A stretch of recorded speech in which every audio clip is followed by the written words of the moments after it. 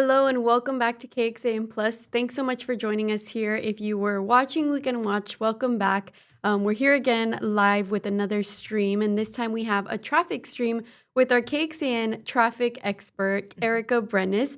Erica, thank you for joining me. How you doing? Great. I'm so excited to come hang out for a little bit. I know there's been a little bit of a gap. It's been a busy few weeks, but lots going on this week. Traffic is crazy as always. Gosh, this week's been pretty rough. I have to say there's been like an incident every single day, even Monday. And I'm off tomorrow on Friday and on Monday celebrating my 8-year-old's birthday. Aw, how cute. And I'm like always worried because somehow whenever I'm off work, like Traffic. there is something insane that happens. And it's like become this running sort of like, oh no, Erica put in for a day off. Like, buckle up. And the funniest part is we're getting rain on Friday too. So luckily, I listen to the forecast about 14,000 times a day. It's not until really late Friday into Saturday morning. So that's when Kristen was kind of like, that's where I'm a little bit worried, is more like the morning, overnight, Friday to Saturday overnight hours. So fingers crossed. Yes. It doesn't impact rush hour, but just be careful if you're going to be out on Friday night. Yes, drive safe. Well, Erica, this is a new show that we are trying to put together. It's been taking us a little while to get it kickstarted, but we're trying, and we really need the help from our viewers. This show is called What's Driving You Crazy on Your Drive, so we need to know what is driving you crazy on that drive, right? I have been working on this segment actually for like all throughout the summer. It's just been really busy. I mean, honestly, there's so much going on with Austin traffic, with construction, Central Texas area traffic, construction. There is something driving people crazy on every part of the road. But we love hearing from you. And it's just interesting because, like this week I went to a groundbreaking yesterday in Northeast Austin. Our morning reporter, Ava Brengard, who's going to start, sorry about that, Ava. She's going to start covering transportation with me. So that's going to help a lot for us to be able to tackle even more, because it's an endless supply of stories to be told when it comes to transportation. So yeah, Central Texas is huge, so we've got a lot of traffic happening here, right? I'm trying to think if there's something that came up since the last time. It'll come to me. But 2026 is a big year because we've got the 183 North project wrapping up, as well as Oak Hill Parkway wrapping up next year. So I'm like ready to go. Updates are here. Well, today we're going to be talking about two specific projects, I guess you could call them. One of them is changes to Dessau and Cameron. Yeah, I know. Okay, so this is so fun. So Esme, you know how there's a bunch of roads in Austin that have different names? Yeah. Crazy names. It's like, oh, here's one road, but it's actually like 3 different names. I'm talking Koenig, 2222 Northland. So it's like what runs between 35 and Mopac. Anyways, it's just so funny because we have these like quirky little things in Austin. And one of them is Cameron Road / Dessau Road. It's literally Dessau Road, but it just south, it changes to Cameron Road. And I also learned people pronounce it differently. Like at the press conference yesterday for the groundbreaking, people said it 3 different ways. So that was pretty funny. So the city, I don't think did I get to do an update with you about Vision Zero, the 10th anniversary? So that was, I think, 2 weeks ago. The city of Austin celebrated 10 years of Vision Zero. And Vision Zero is an initiative. They have pumped, I want to say it was like $135 million of funding. And that's not just city money. That's federal funding, grants, that sort of thing. Yeah. Into improving roads in Austin that are not highways, because TxDOT for the most part is going to be in charge of that. Yeah. But these are city streets, and you've probably seen changes in your community, in your neighborhood, that have to do with funding through mobility bonds, those federal grants, that sort of thing, all under the umbrella of this Vision Zero initiative, which is to eliminate or at least drastically reduce the number of fatal crashes or serious injury crashes in Austin. On these local streets. On local roads. So, I mean, there are a lot of roads that have seen changes. And that's like where you'll see a kind of rinky-dink sidewalk go to a shared use path where you have a side that has a section for pedestrians and a side that has a section for bicyclists. You might have a bike lane that has a curb now dividing it from the traffic. And so this is I think it's like 7-ish miles of roadway, Cameron Road to Dessau Road from 51st to Palmer. It definitely needs that. I've It driven does. that road, and I've seen quite a bit of accidents on that road. And you probably can attest, people go really fast. Yes, especially during rush hour, which I don't understand. And it's so interesting.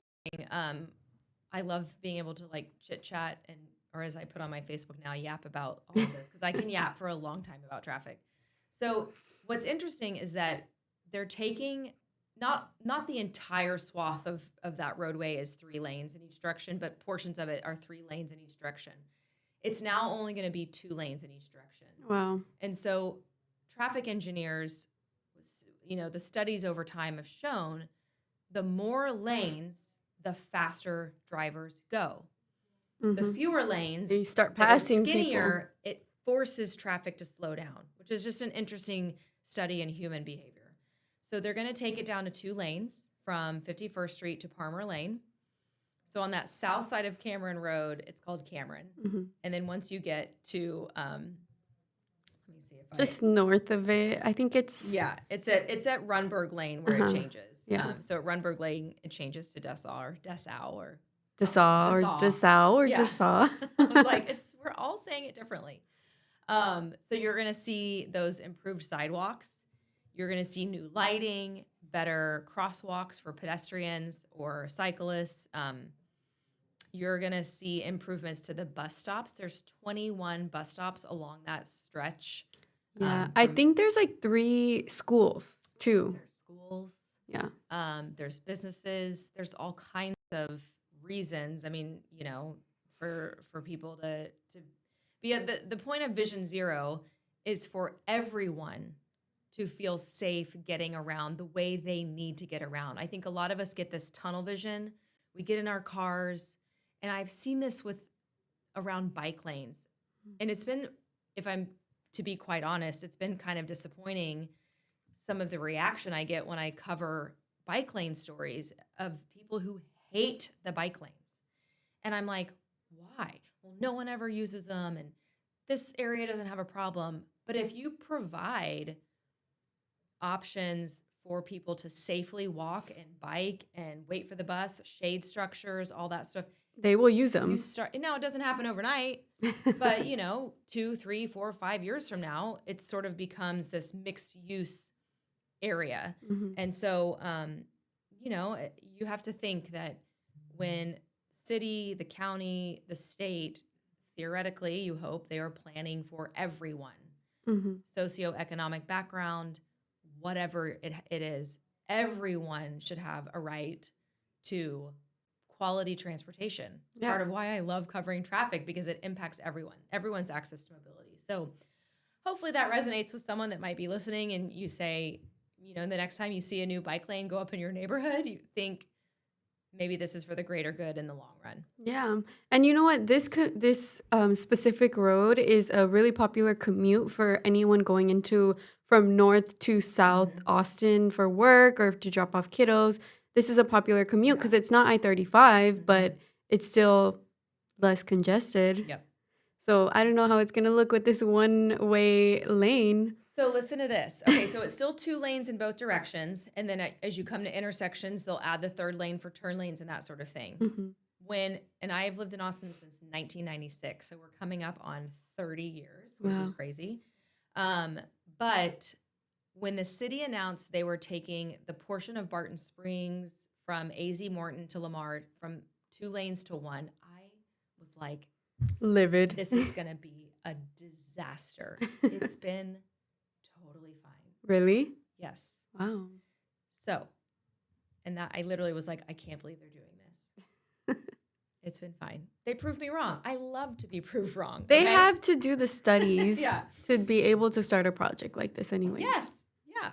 So rest assured, I think 2 lanes of traffic is probably still enough. And if everyone is forced to slow down a little bit and it becomes safer, I think that just is better for the community in general. If everyone, if you've got better lighting, better crosswalks, better, sidewalks, better bus areas, that's great. Mm-hmm. It's a $14 million project, by the way. Wow. And they're going to do it in phases. So hopefully, it's not like the entire from 51st to Palmer is going to be under construction at once. They'll do it in phases. It's supposed to be done in early 2027. But we'll see. One thing I was going to tell you is that the studies they did for the flow of traffic found, so like where I was standing yesterday, where they did this groundbreaking and press conference, the speed limit was 40. Mm-hmm. And the guy his last name is Mendoza. He's like the head of Austin Transportation and Public Works. Richard Mendoza. He had said their studies show that drivers can go as fast as 60 to 70 miles per hour in a 40 mile per hour zone. Wow. So that is incredibly dangerous. Like Yes. these are neighborhoods. These are people crossing the street, waiting. This is just, they have to do something. There's a responsibility for those in charge to make that safer for everyone. So I think it's good. I think when we talk about Vision Zero and when I got to have a long conversation when I covered Vision, it was the week of Texas OU. So we did not do a live stream that week. That was super busy. They talked about this reduction. So in 2024, so over the last 10 years, there's been an average of 500 serious injury crashes or fatalities. So they count fatalities and serious injuries in this number. On average, 500 a year in the last 10 years. On this road? In Austin. Oh, in Austin. On this road, I'll tell you that in a second. In 2024, so this is now the 10th year of Vision Zero, was the lowest they had in the last 10 years at 414 deaths and serious injuries. Okay. So the better improvement you have, it should make things safer. For this stretch of roadway, it's 100 a year. Oh serious my gosh. injuries and deaths. Yeah. So like a big chunk of that whole total. that's a lot. Yeah. So anyways, yeah, that's part of, when it comes to like what's driving you crazy on your drive, reach out to us. That's the kind of stuff that we want to look into. Yeah. I've flagged the city on things that, they're like, oh, that's not on our list, but we'll look at it for the next, fiscal year. So Yeah. but yeah, that's what's happening. They On broke ground yesterday. Cameron and Dessau. Yeah, and it should be done in early 2027. Nice. Yeah. One thing from our last stream that we did that you mentioned was if anything is ever bothering you, all you have to do is call 311. Yes. And that's some advice I've been giving people because I keep hearing, oh, this road is so bad. Can you tell someone? And I just say, just call 311. They're there for that, right? I would say that can apply to a lot, like not just roads, but other, gripes that you might have about this, around the city. So Yeah. it's great. It's a good service. Great, useful tool. Yeah. Yeah. Well, we have another project, and this is the passenger rail study, right? The passenger rail feasibility study. Very, very popular lately. It is.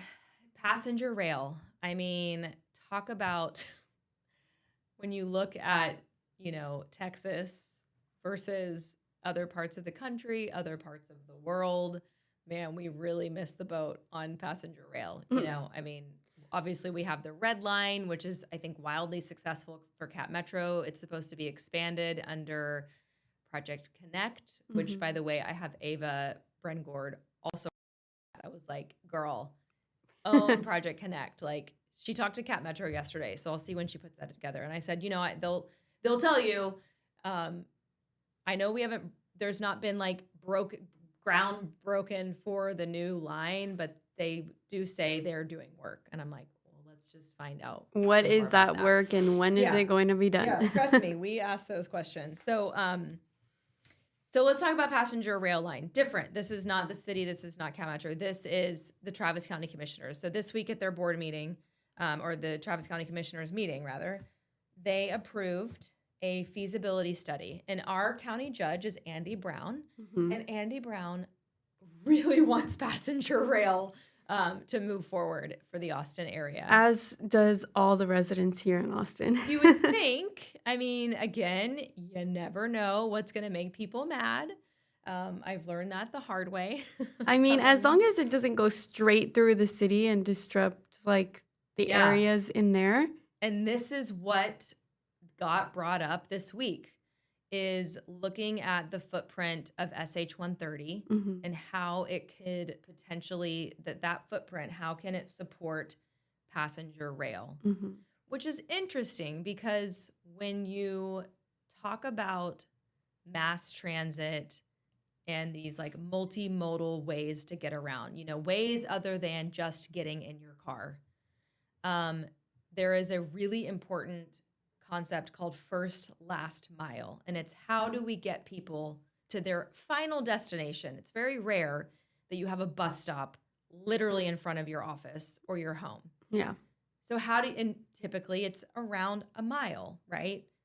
If you get dropped off at some intersection, on average, it's about a mile to get to your final destination. So that's why they try to do things like scooters or bike share or that sort of thing to get you to that last mile of your trip. So the fact, which I thought was really interesting, that they want to do this out on SH-130, I'm like, well, that's how are they going to get to that and then back home? Exactly. So I think that's interesting. Does that mean it wouldn't be a success? No.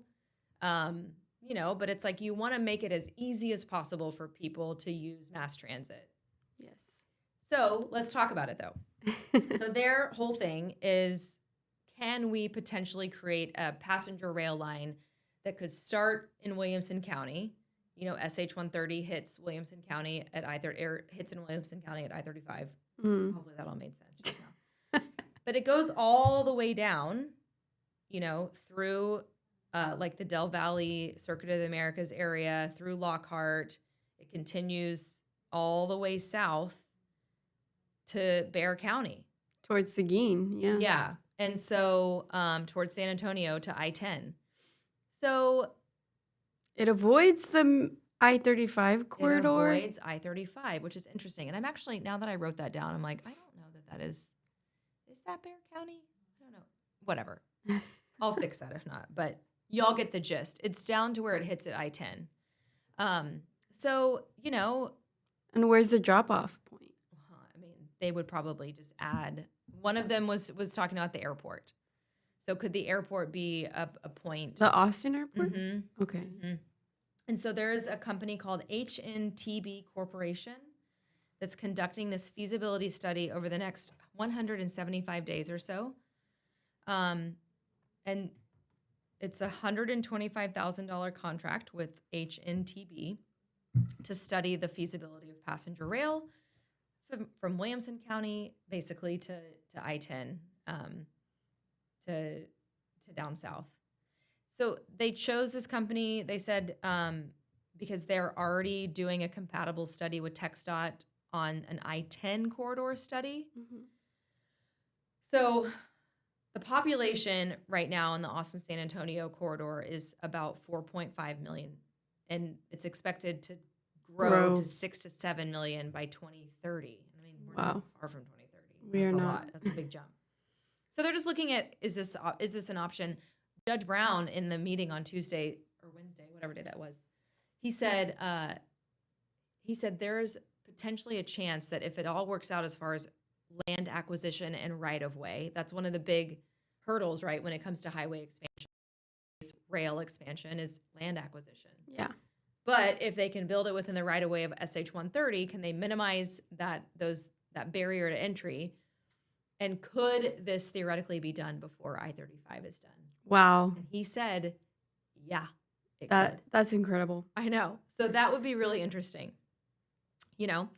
So that's what's being discussed. The idea, I think, the long-term, because this is not the first time I've covered passenger rail, specifically with Andy Brown. I've covered it multiple times in my almost 3.5 years at KXAN. The idea would be to complete the triangle, which is what I'm assuming this HNTB is doing with TxDOT already with this I-10 corridor, is maybe connecting Houston and San Antonio, but like would be to connect Dallas, Austin, San Antonio, Houston, and create that, you know, triangle. Yeah. So part of it would be really great if this were 1900, you know, and you didn't have, like, it was there was cheap to build, and it was, you know, yeah. it was just a different time. It's much more expensive. People own the land. So there's just a lot more hurdles in 2025, almost 2026, than there was. A lot of these rail lines were built Yeah. in Europe and on the East Coast and that sort of thing. So we weren't thinking about it back then, but we're thinking about it now. We built railroads, steam engine, but there's limitations on the passenger rail capacity of transportation of the lines that share lines with, the choo-choo trains that you don't want to be on. Yeah, and they already have schedules, and they run a tight ship. Mm-hmm. So there's not necessarily, that's why Cap Metro had to build the red line. They had to build their own red line. They had to, their own line. They can't always share it with the railroad systems. What is it? Union Pacific line. That's what it's called. The Union Pacific. Anyways, so it's pretty interesting. Yeah, it's exciting. Hopefully it happens soon because it's much needed. It'd be cool. I think it would be successful.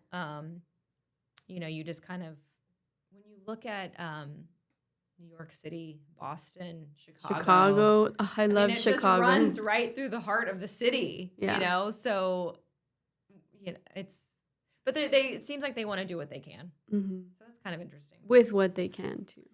With what they can. And it's so interesting. Some landowners, I spoke with one, there's this whole, are they go on a tangent. For or against? Well, I mean, you got to, everyone has, it's like these days we have strong opinions on all the sides. Yeah. But I met this couple who owns land in Hayes County the idea is to complete SH-45. It's called the SH-45 gap. Mm-hmm. If you're familiar with that part of South Austin, SH-45 stops basically at 1626 and I-35, and there's a gap. And it's their land. And Hayes County really wants to expand it. Travis County, they are less enthused. But there was a landowner I spoke with, and they're like, we would love to sell we'd be happy to have 45 driving through our backyard. Wow. That's interesting. Yeah. Yeah. So, it's possible people are here for it. Well, and sometimes people want to make money, They're like, yeah, I'll take some extra money for my land. You can have my land. Yeah. I get that. I'm like, I would love to sell some money to you, TxDOT, or sell some land if I had it. That is funny. Yeah. Well, these are the two major projects that we wanted to highlight this stream. And tell me about this article. So you're going to find an article about the passenger rail study that Ava worked on. And you'll also be able to learn more about the company that's doing this study.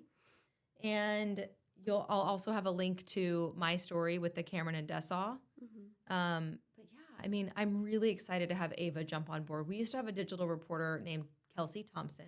Who is traffic? She and I worked so well together on transportation stories. And so she's been gone for several months, and I've missed having a little partner in crime. And it's really helpful because, when you work this crazy morning shift and you're on air till 9 and then to turn and burn and try to stay focused. It's hectic here at our studio. Yeah, there is so much going on. So it's a good problem to have, though, because, man, when I was a reporter in Wichita Falls, Texas, it was like, what am I going to talk about today? Yeah. So. Well, thank you for joining us and bringing us these two new topics. Remember, we are looking for what's driving you crazy on your drive. How can they send those details to you, Erica? If you want to do report it at KXAN.com and in the subject to say what's driving you crazy, you can reach out to me on social media also. For the most part, I check messages. Let me pop up your social media handle. At Erica Brennes TV. And, and sometimes if you don't hear back from me, just follow up. Because it may be a day like today. I'll get more than 100 messages on social media, and then some days it's quiet. So you just never know.